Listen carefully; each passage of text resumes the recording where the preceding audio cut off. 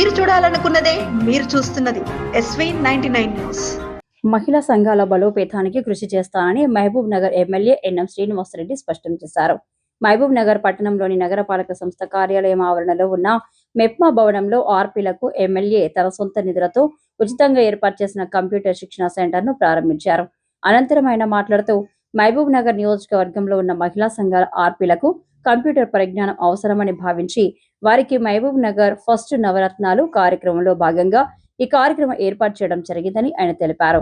ప్రతి ఒక్కటి ఇప్పుడు కంప్యూటరీకరణ చేయిస్తున్నారని, కొన్ని రాష్ట్రాల్లో మహిళా సంఘాల వివరాలు కంప్యూటరీకరణ చేస్తున్నారని, భవిష్యత్తులో మన దగ్గర కూడా ఆ అవకాశం వస్తే ఆర్పీలు వెనుకబడే అవకాశం ఉంటుందని, అప్పుడు నేర్చుకొని మహిళా సంఘాల డేటాను క్రోడీకరించి కంప్యూటర్లో నిక్షిప్తం చేయాల్సి వస్తే ఆర్పీలు ఇబ్బందులు పడతారని, అందుకే ముందు చూపుతో ఆర్పీలకు కంప్యూటర్ శిక్షణ ఇప్పిస్తున్నామని, వారు ఈ శిక్షణ పూర్తి చేసుకుంటే మహిళా సంఘాల పద్ధతులు, వారి వివరాలు, మహిళా సంఘాల సభ్యులు తీసుకున్న అప్పు వివరాలు, చెల్లింపులు తదితర సమాచారం ఒకే ఒక్క క్లిక్తో ఒకే చోట తెలుసుకునే అవకాశం ఉంటుందని, కంప్యూటరీకరణ వలన ఎలాంటి అవకతవకలు చోటు చేసుకోకుండా పూర్తి పారదర్శకంగా మహిళా సంఘాల కార్యకలాపాలు జరుగుతాయని ఆయన చెప్పారు.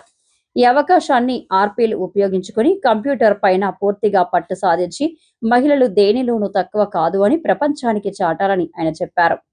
ఈ కార్యక్రమంలో ముడా చైర్మన్ లక్ష్మణ్ యాదవ్, జిల్లా గ్రంథాలయ సంస్థ chairman Mallu Narasimhareddy, market committee chairman Bekkeri Anitha Madhusudhan Reddy, TPCC ప్రధాన కార్యదర్శి వినోద్ కుమార్, అజ్మద్ అలీ, మహబూబ్ నగర్ ఫస్ట్ నవరత్నాలు పర్యవేక్షకులు గుండా మనోహర్, నాయకులు రామచంద్రయ్య, లీడర్ రఘు, జహీర్, ప్రవీణ్ కుమార్, అక్బర్, మాజీ మున్సిపల్ కౌన్సిలర్లు, నగరపాలక సంస్థ కమిషనర్ మహేశ్వర్ రెడ్డి, మహిళా సంఘాల సభ్యులు తదితరులు పాల్గొన్నారు. గతంలో మాన్యువల్గా చేసే ప్రతి పని కూడా మెల్లగా డిజిటలైజేషన్ అవుతా ఉంది. ఆఖరికి కంప్యూటర్స్కు ఎక్కించాల్సిన పరిస్థితి వస్తూ ఉంది. ఈరోజు మనం రైతు బంధు ఇవ్వాలన్నా ఆన్లైన్లోనే ఇస్తూ ఉన్నాం, దరఖాస్తులు తీసుకోవాలన్నా ఆన్లైన్లో తీసుకుంటూ ఉన్నాం. మీ సేవా సెంటర్ల ద్వారా మొత్తం కూడా ఈరోజు కంప్యూటరీకరణ జరుగుతూ ఉంది. భవిష్యత్తులో ఈ మహిళా సంఘాల కార్యకలాపాలు కూడా కొన్ని రాష్ట్రాల్లో డిజిటలైజేషన్ జరిగింది, కంప్యూటర్ ఆన్లైన్లో చేస్తూ ఉన్నారు. మన దగ్గర కూడా దాన్ని ఆపడం సాధ్యం కాదు.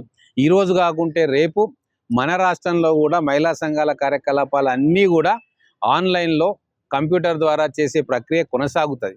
అటువంటి ప్రక్రియ వచ్చినప్పుడు అప్పుడు మళ్ళీ ట్రైనింగ్ తీసుకోవడమో లేదా కొంతమంది వెనకబడిపోవడమో అట్లా కాకుండా మొదలే వాళ్ళందరినీ కూడా సన్నద్ధం చేస్తూ ఉన్నాం.